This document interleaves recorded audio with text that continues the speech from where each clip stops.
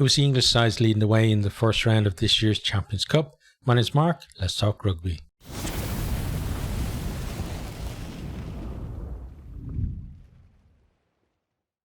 Champions Cup is back, and it's great to see it as well, even with this stupid new format. It seems every year now we have to have a different format for this competition, although this one is really just a retelling of last year's format, and we'll talk about that when we look at the pools later.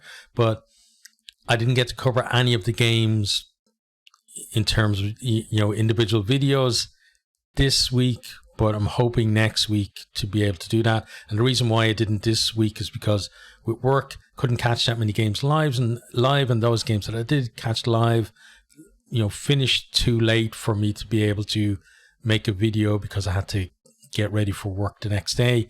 And I've got a bit of a cold coming on as well, so I don't want to be, missing out on too much sleep, because I already have to get up really early in the morning for work. So today I've got the day off, so I decided, okay, let's get a review of the round done, and then for next week we'll have a preview. We'll try and do some reviews of some of the games, and we'll definitely have a round review as well. So we're going to go through each of the games, just talk a little bit about them, not spend too much time on them, and then look at the pools. So start with the Friday games. The first game was Glasgow versus Northampton Saints. So Glasgow did going really well in the URC. They're up there close to the top of the table. They're actually top of the table up until the last round of games as well. So they had a really good start to the season.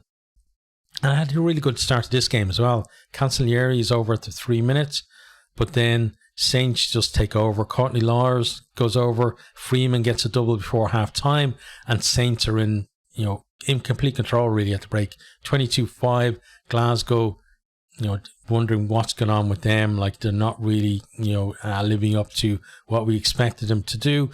In the second half, they do have a bit of a late, revival from them.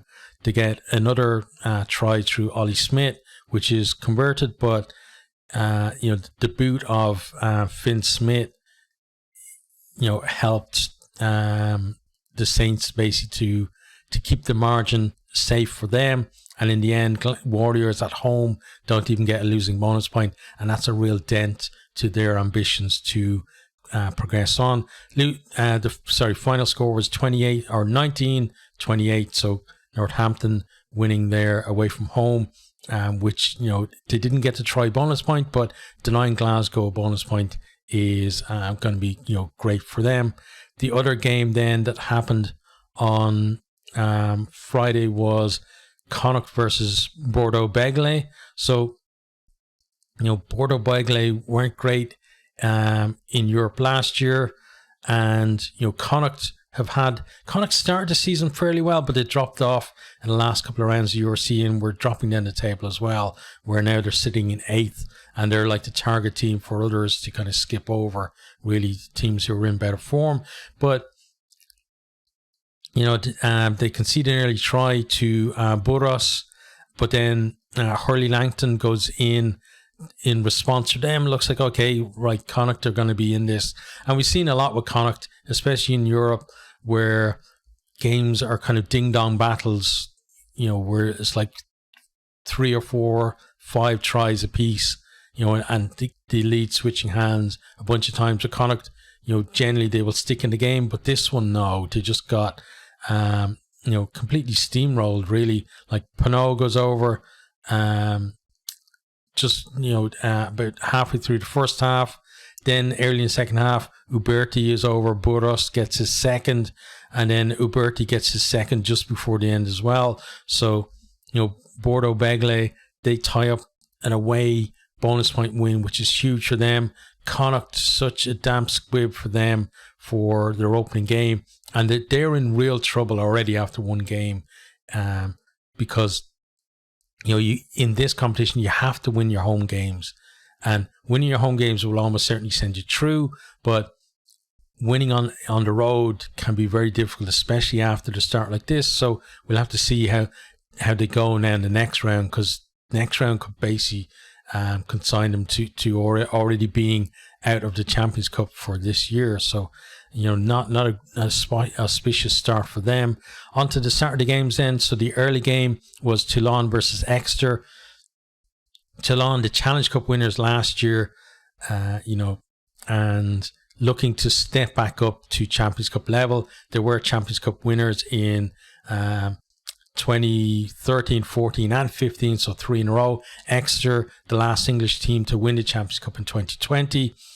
And, it's a decent start basically from both teams. Like Skinner over for early try for Exeter, then Gigiashvili responds for Toulon, then Ben White is over as well for them. And they also have a couple of penalties from Hervé. So half-time, 18-5, looks like a healthy lead for Toulon. But then I talked about in my preview video that, Exeter never really know when they're beaten, even though this is not the same squad that played in last year's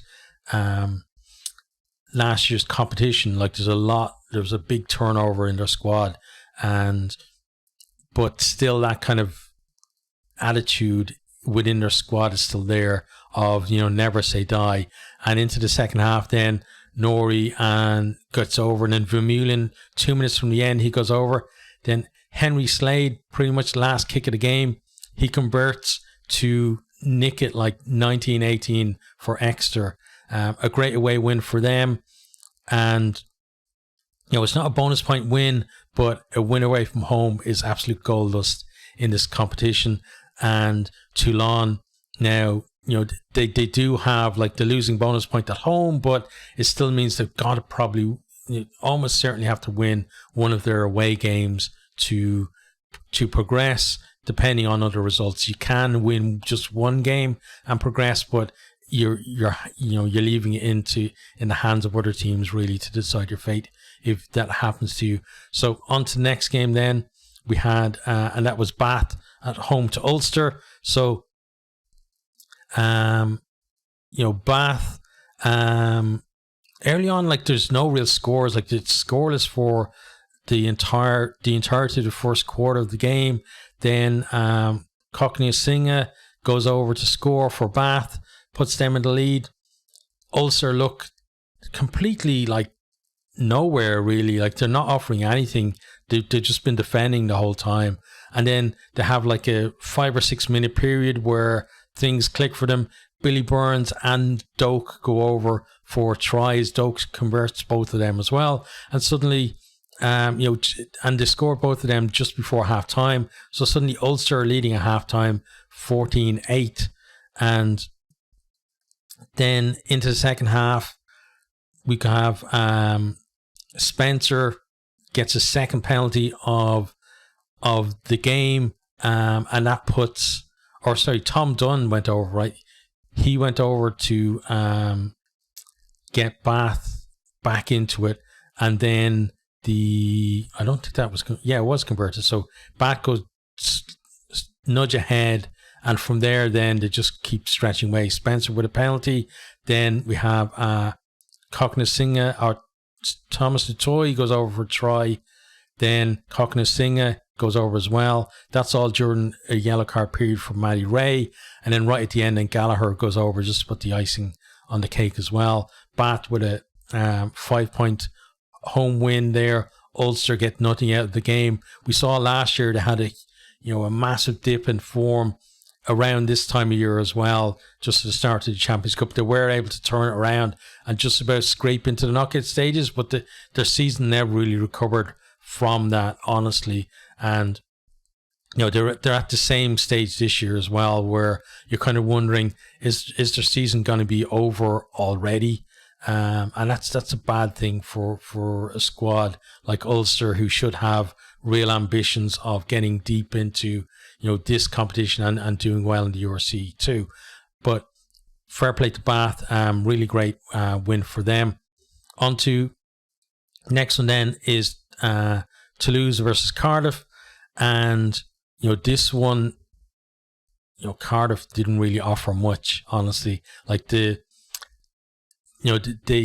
qualified for this competition as winning the Welsh Shield, which you can't do anymore. You can't win a Shield and qualify anymore. You've got to at least finish in the top 8 of the URC or win this competition or the Challenge Cup to qualify from now on, which is probably good, because Cardiff, last year they finished, I'm pretty sure they finished outside the top 10 in the URC. Not sure exactly where, but somewhere outside the top 10 of the URC.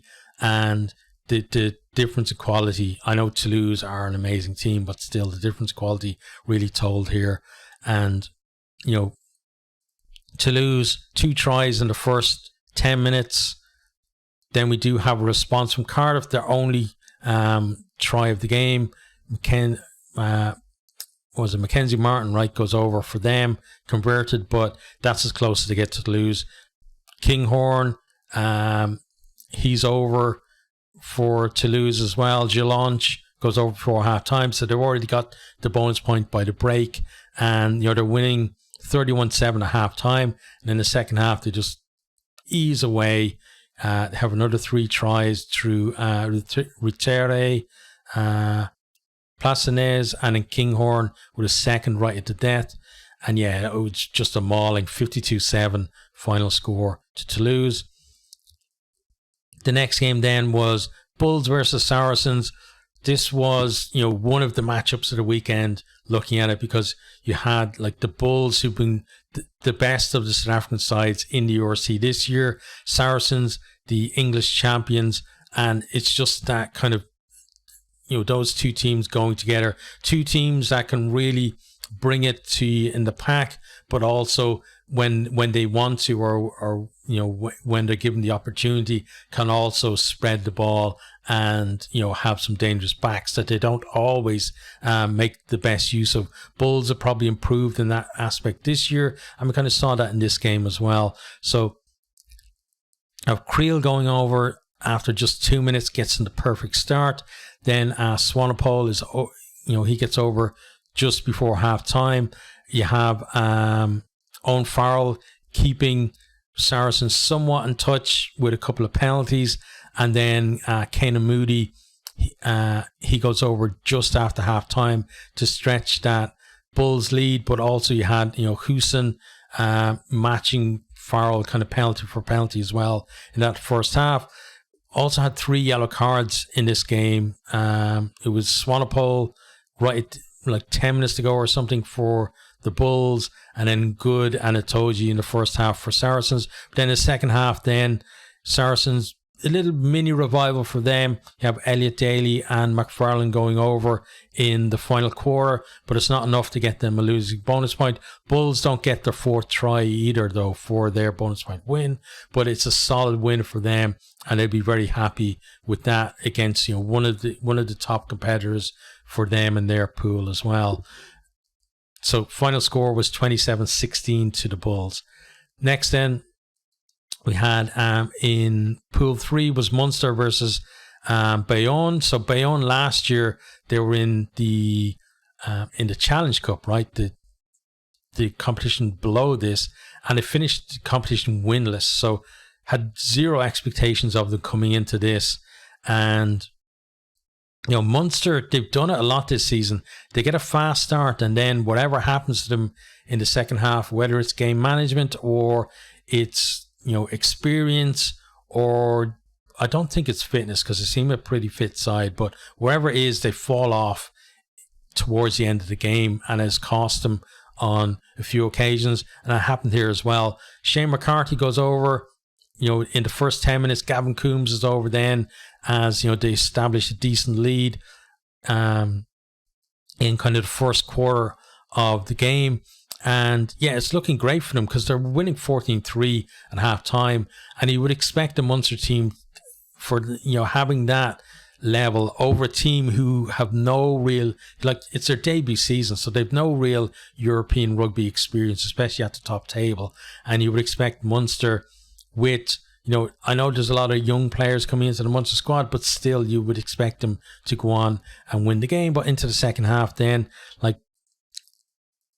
Munster's only score is a penalty from Crowley after 54 minutes. But, a couple of tries for Bayonne, and they tied up with less than 5 minutes to go on the clock. Munster then do have a chance to win it, but Crowley misses the drop goal attempt for them. And, Munster are going to look at this. Final score was 17-all draw. Munster are going to look at this as a defeat. And now they've got to go and pick something up on the road. I would say probably a win, like to win their home game and draw this and then pick up, an away bonus point, losing bonus point or whatever, will probably be enough to see them through. But we'll have to see, again, it's putting their fate in other teams' hands, which you absolutely do not want to do in this competition. The next one then was Bristol versus Lyon. This was a great game, just a ding-dong battle between two teams who won't really be fancied sides in this competition, but they're going to produce kind of entertaining games like this, I think. So they're kind of worth watching, even though when you look at the matchups over the weekend, you probably didn't pick this one out as one that you were going to set time aside to watch. But geez, there was some start. Like we have 3 tries in the first 10 minutes, laying over for Bristol, but then Dumortier and Okuya go over for Lyon in response. Then Luatua is over for Bristol, and then Thacker as well, just before or 10 minutes ago, I think, to half time. So Bristol in control at half time, 21-10, but then Lyon, they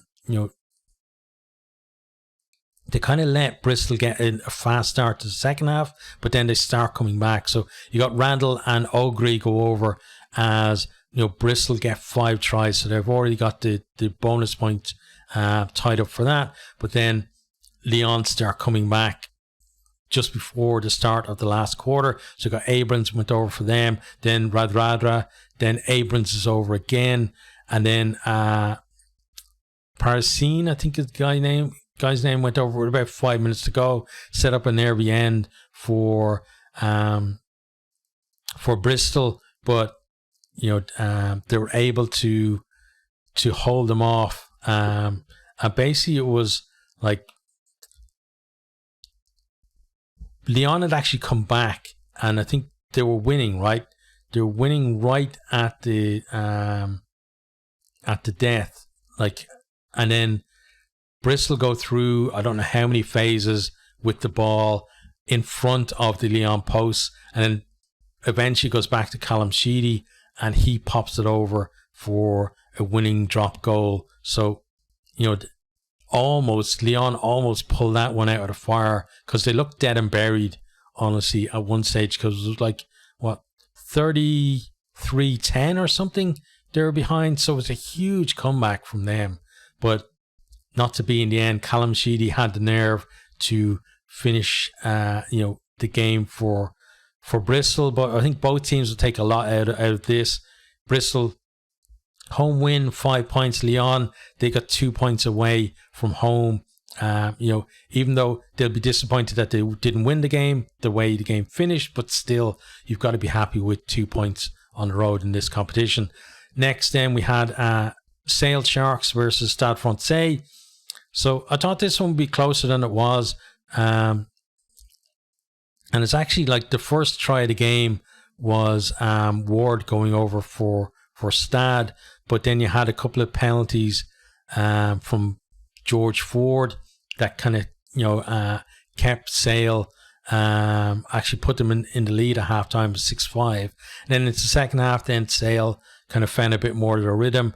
Flaherty, Hill, and Dugdale went over for them, and then there was another penalty from Ford as well. So in the end, fairly comfortable for Sale, even though most of their points came in the second half. So it was only really towards the end that Sale's fans could kind of relax in terms of which way the game was going to go. And the final score in that one was 28-5 to Sale. Next then we had the big game of the weekend, repeat of not just last year's final, but the final from the last 2 years. Stade Rochelaise, or La Rochelle as we say, against Leinster. Leinster have not been great this season. Neither have La Rochelle, so it was interesting to see. And both teams didn't look at the level that they were, last season for that epic final between them. Leinster, as I said, not at the best, but they are top of the URC, so it's not like they're terrible. La Rochelle, I think, are something like 7th in the top 14, but still, these two teams, they're always very closely matched, no matter what kind of domestic form they have. And, we get decent start for La Rochelle, putting pressure on. They get a penalty. Astoy knocks that over. Then Larmer goes over for the only try of the game. I think for Leinster, he's such a great asset for them, because he gives them just that extra ability of being able to just, he's a great finisher, and also the breaks he gives and being able to create something out of nothing as well. Harry Byrne converts that too, and like every kick mattered in this game.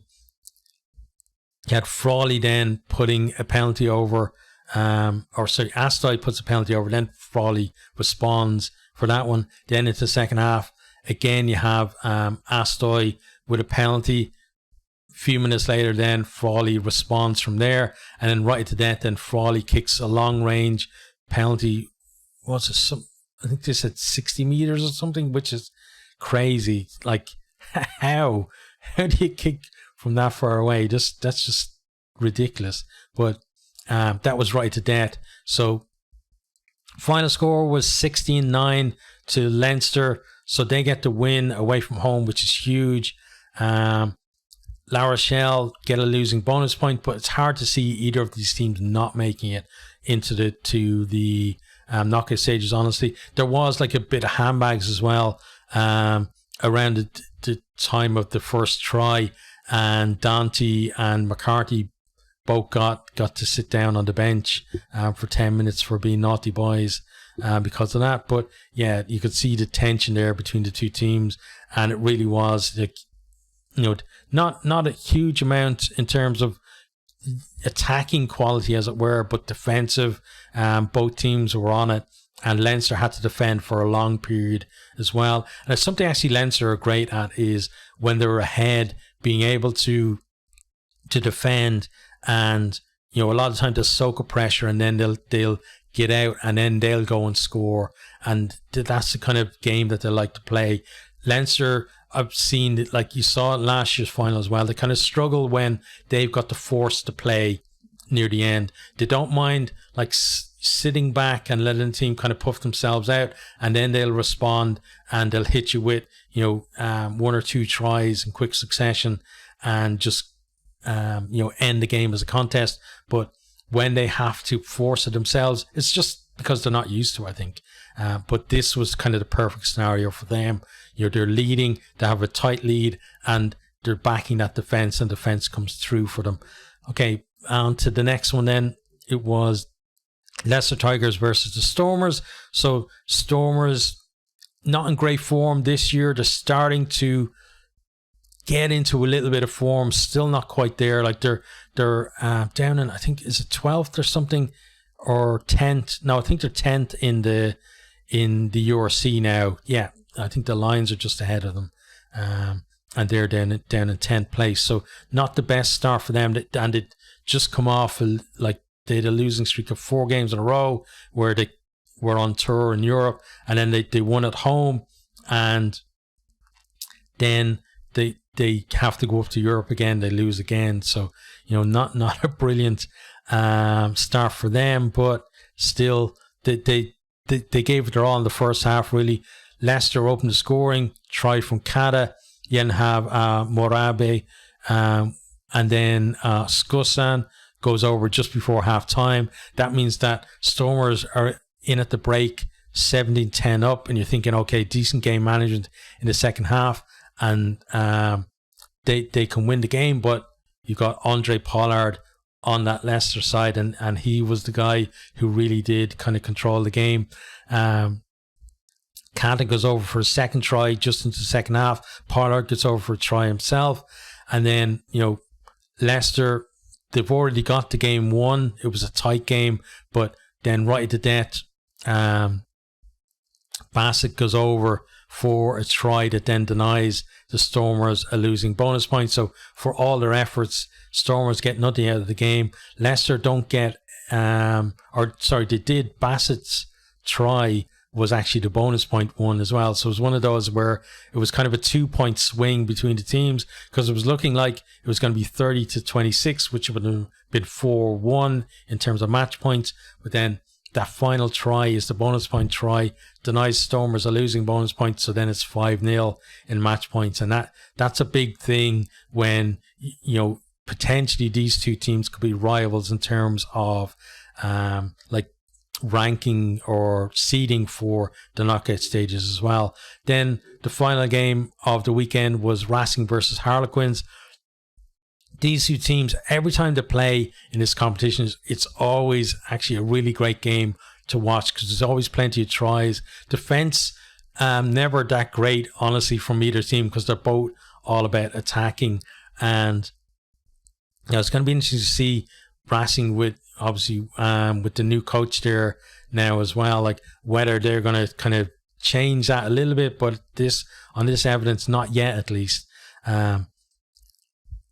But yeah, start off, you have Legaric went over for Racing. Marcus Smith then responds for Quins. Esterhazen gets over for them as well. Then there was like a drop goal, right? From when did he get the drop goal?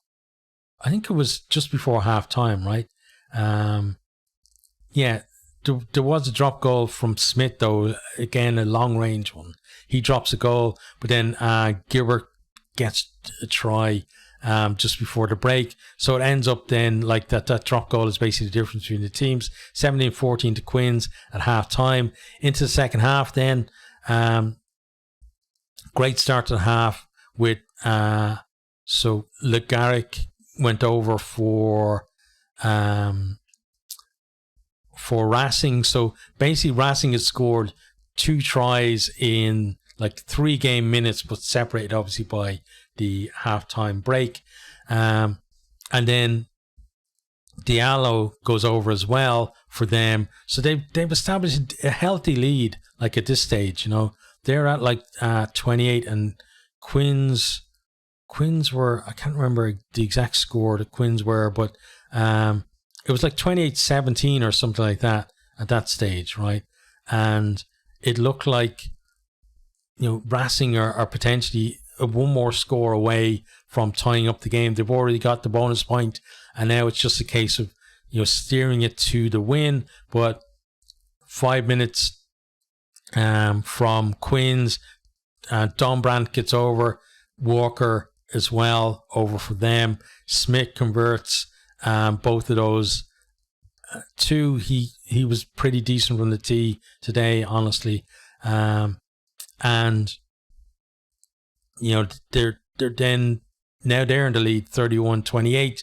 Dino Lamb gets a late yellow card, but Racing cannot take advantage of that to get that, you know, score, whether it's a penalty or drop goal to tie it up, or a try that would have won it for them. So Racing, you know, they lost, but it's at least 2 match points for them. Quins, though, 5 points away from home is huge, and you'd almost say like that, you know, they're pretty much qualified, I'd say, for knockout stages on the back of that, unless they have a disaster for the rest of the pool stages. We're going to have a look at the pools now, just quickly. So Pool 1, you got Bordeaux Begley at the top there with 5 points. After that, just destruction of Connacht.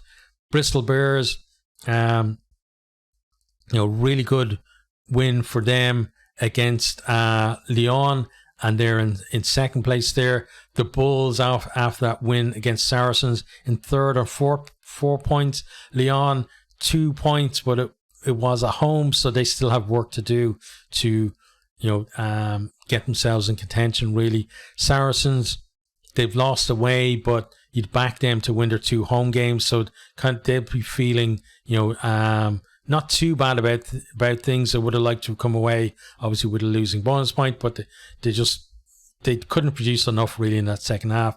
Connacht, though, they're the team in real trouble in this pool, sitting on 0 points at the bottom of the table after losing at home and being destroyed at home as well. They've got to bounce back next week, or as I said earlier, they're probably out of this competition already at this stage. Into Pool 2 then, you got Toulouse leading the way there, as they often do in pool play in this competition. 5 points at the top there, but they're not the only ones. You got Bath and Quins there as well, so you can see most English teams up there near the top, and unfortunately, you know, the URC teams are down near the bottom, and the same in this pool. You got Racing there with 2 points, but it was again at home, so they're going to have to do something on the road. They'll fancy, I think, you know, they've got to play both Ulster and Cardiff. I'm not sure which ones. I'm sure one of them, though, they're playing away from home, and they'll fancy themselves in that. I'm not sure, you know, we'll have to look at in our previews which one they're playing there. But Ulster, yeah. Ulster, for me, at the moment, feel like a team that are on the decline. You know, they were nearly men for a lot of years in especially the URC, and going kind of close to kind of semi-finals and finals in this competition as well. But now, you know, they have young players coming in, but it doesn't feel like the young players are kind of adding to the squad. It feels like that the deterioration of the squad, the young players just aren't making up enough of an impact really to lift the squad back up. So I think they're as a squad, I know it's only one game in, but it feels like they're a squad who Dan McFarland was talking about, you know, not enough intensity in training, etc. These guys, they need to get in a room, get everything out in the open, air all the grievances, and hit the reset button, because whatever they're doing now is just not working. Cardiff then sitting bottom of the pool, and I think for them it's just a case of the gap in quality at the moment for them is you know, they're not at that standard. You can see where they are in the URC, like they're way down in the URC, like 12th or 13th or something like that. Certainly well down compared to the other teams that are in this competition from the URC. And you know, it just feels like to me that they do have some decent talent coming through, and maybe if they qualify this year through finishing in the top 8, they're probably going to have a better chance next year. But if those young guys start playing and start believing in themselves and have confidence, they could potentially, you know, pip the likes of Ulster or maybe Racing or one of the other teams to qualification as well. So don't write them off just yet. On to Pool 3 then. Again, you got English teams leading away. You got the Saints and the Chiefs there at the top. But vitally, I think for the other teams in the group, nobody got a bonus point win in this one, which means that things condense a little bit, and you've got, you know, a lot more chances really for teams to recover. Beyond with those 2 points away from home in Thomond Park, huge for them. It means, you know, if they win their 2 home games, absolutely guaranteed to get through, because 10 points. Let me have a look actually at last year. So teams on 10 points, would, like, any team that got 10 points or more qualified for the knockout stages last year, and it's going to be the same this year. Like, you're going to have teams probably from 9 points up is guaranteed, I think, to get to the round of 16, and then 8 points is kind of the borderline, where some teams will qualify on potentially on 7 points, and other teams will actually be knocked out on 8 points depending on what pool they're in. So yeah, but Bayonne win 2 home games, they're through, and that's a great place to be in at the moment. Munster then, they're kind of the other side of that. They've now got to go and get something away from home, and potentially, you know, they've got to win at home with a bonus point, and then get 2 bonus points on the road as well, which would put them on those 9 points, which would guarantee them going through. So that's kind of their route to the knockout stages. Toulon, you know, another team who lost at home. They did pick up a losing bonus point, but still big hill for them to climb. But if they have a hill to climb, Warriors now have a mountain to climb. You know, they've got no teams in this pool are going to be kind of soft touches for them, and it means, you know, they've got to go away. They have to win away now, not just get something on the road. They've got to at least win away and probably win at home with a bonus point as well to get through. Otherwise, I think, you know, they're going to be knocked out too. Pool 4 then, the final pool. So you have Leicester at the top there because they won with a bonus point. You got Sale and then Leinster. So they're the 3 teams who will be happy after this weekend with their wins. La Rochelle did get that losing point, which in the final shake-up could be important for them. Whether that's going to be in terms of, you know, getting through to knockout stages or kind of deciding on seedings kind of higher up the pool, we'll have to see. The Stormers, you know, not getting something out of that Leicester game at the moment. Not sure whether it's going to really matter. It depends really how they do at home. Again, they've got the 2 home games to go, so that they've at least got a chance. But